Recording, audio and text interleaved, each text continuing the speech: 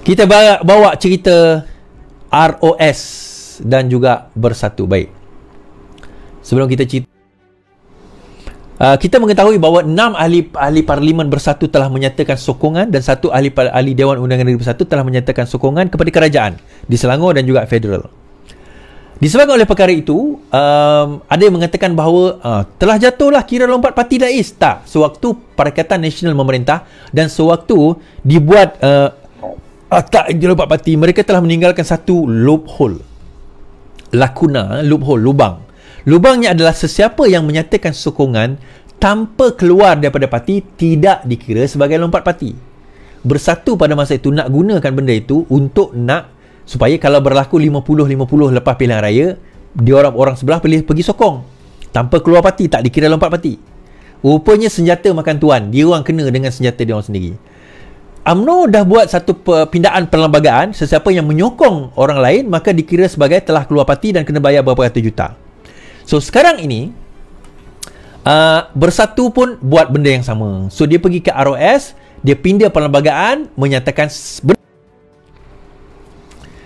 Jabatan Menteri telah meluluskan usul pindaan perlembagaan persatuan, kata Ketua Armada. Sehubungan itu katanya, langkah seterusnya Bersatu ialah mengosongkan 6 kursi parlimen supaya PRK dapat diadakan. ROS telah luluskan permohonan pindaan perlembagaan Bersatu yang membolehkan kami mengosongkan kursi 6 ahli parlimen. Langkah seterusnya, mengosongkan kursi katanya.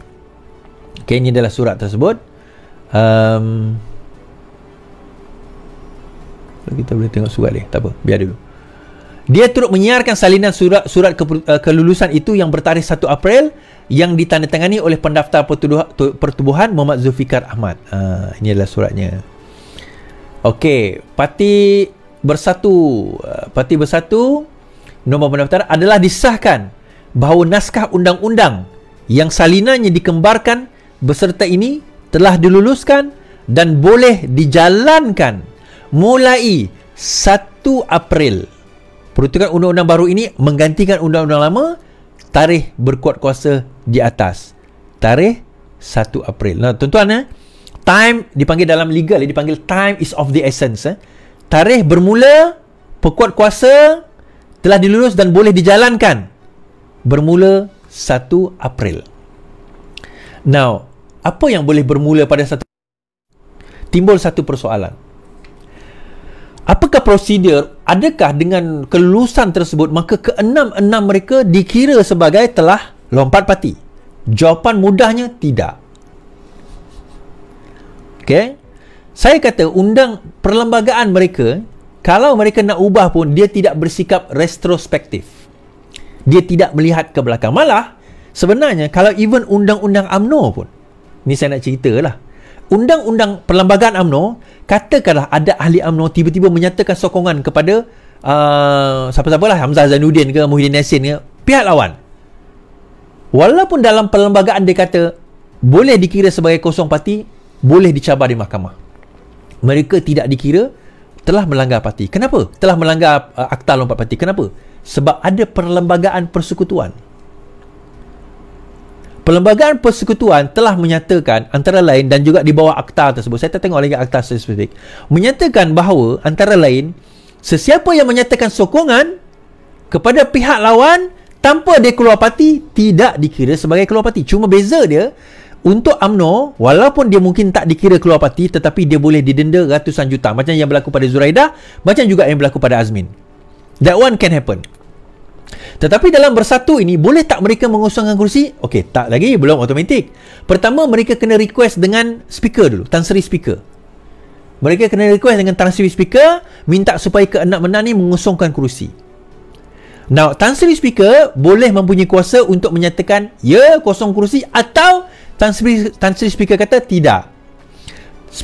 Tan Sri Speaker dia ada dua pilihan. Dia boleh kata, saya beranggapan menurut undang-undang bahawa mereka tidak dikira telah lompat parti, dan sekiranya perkara ini tidak dipuasati, pihak Bersatu tidak puas hati dengan perkara ini, bolehlah bawa perkara ini di mahkamah. So battle tu nanti akan dibawa ke mahkamah dan mereka challenge semua. Katakanlah mereka ke-6 ni, katakanlah 6 ni pun, katakanlah Speaker kata, itu langkah kalau speaker kata tidak, tidak jatuh, terpulang kepada bersatu nak bawa mahkamah, bawalah ke mahkamah. Tetapi katakanlah speaker kata ya kira jatuh, maka keenam-enam mereka ini mempunyai hak membawa bersatu, mengheret bersatu ke mahkamah dan menyatakan bahawa perlembagaan itu sah bermula 1 April. Sebelum 1 April dia tidak dikira sebagai sah. Itu boleh dilakukan. Dan dalam proses-proses mungkin ambil masa setahun, 2 tahun, mungkin 4 tahun, 5 tahun, kita tak tahu. PRK, PRU pun berlangsung. Tapi poinnya tuan-tuan, dia tidak semudah itu. Dan sewenang-wenangnya ubah ROS, lepas tu ingat kita boleh pecat orang sesuka hati. Dikira lompat parti dan kosongkan kerusi. Kenapa? Sebab ROS melibatkan pertubuhan. Pilihan raya melibatkan pilihan rakyat, rakyat punya pemilihan rakyat yang melibatkan undang-undang negara, perlembagaan negara. Dia dua benda yang berbeza. Bersatu, undang-undang tubuh bersatu sebagai satu persatuan. Tetapi perlembagaan dan undang-undang negara itu di dalam pilihan raya adalah melibatkan negara. Dan apa saja keputusan yang melibatkan 6 orang ini nanti, kalau diputuskan, maka dia akan jadi duluan presiden kepada siapa-siapa lepas ni. Siapa-siapa lepas ni boleh menjadi presiden, boleh menjadi duluan. Sebab itu saya kata dulu, kalau nak lompat awal. Nasib baik yang apa orang kata, Adun Selangor tu dengar cakap saya kan, dia lompat awal kan. So kemungkinan besar tak dikira sebagai gugur. Sebab kita baca tadi kan, berkuat kuasa 1 April. So the word berkuat kuasa 1 April itu bermula dan boleh dijalankan. Okay, saya tunjuk lagi tuan-tuan. Boleh dijalankan bermula 1 April. Diluluskan dan boleh dijalankan bermula 1 April.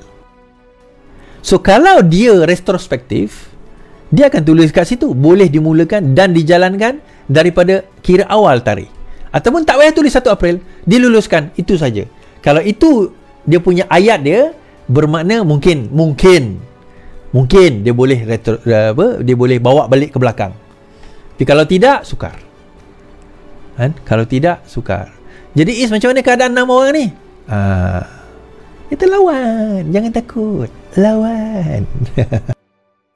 Alright, tapi yang paling utama jangan letak jawatan lah, tu je lah. Once you letak jawatan, you kira lompat parti. MP Labuan dakwa pindaan perlembagaan bersatu tak jejaskan kerusinya. Suhaili Abdul Rahman mendakwa pindaan perlembagaan bersatu yang diluluskan tidak akan menjejaskan kerusinya sebagai ahli parlimen. Bercakap kepada Malaysia Kini, Suhaili berkata perkara itu berdasarkan perkeliling ROS yang dikongsikan oleh Wan Ahmad Faizal. Menurutnya, pindaan artikel 10 berkuat kuasa mulai 1 April. ROS kata perlembagaan ini berkuat kuasa 1 April. Kalau tanya saya, komen saya berdasarkan apa yang saya lihat, iaitu muka surat pertama notis itu. Saya fikir adalah selamat untuk saya katakan, baca dari apa yang ROS kata. Pemahaman orang biasa ialah perlembagaan baru ini hanya berkuat kuasa pada 1 April dan bukan retrospektif. Macam saya kata. Jadi, katakan ROS berkata ia bermula 1 Jun 2023. Maka secara automatik kita semua akan terkesan. Namun, dia bermula 1 April. Dia bermula 1 April 2024. Sedangkan tindakan itu semua dilakukan sebelum 1 April. Kan, betul tak? Jadi bagaimana? Maka bersatu, lepas ni kena minta kepada speaker. Speaker akan menyatakan ya atau tidak. Kalau speaker kata ya, maka 6 orang ni boleh bawa ke mahkamah. Kalau speaker kata tidak, maka bersatu boleh bawa ke mahkamah. Either way, kita tengoklah di mahkamah itu bagaimana, kan? Bagaimana. Itulah tuan-tuan kan? Di situlah bersatu pun berpecah. Saya cerita itu PAS pun berpecah tuan-tuan. Saya dah kata PAS pun berpecah teruk. Sangat teruk kan? Sangat teruk PAS berpecah. Tapi kita relax.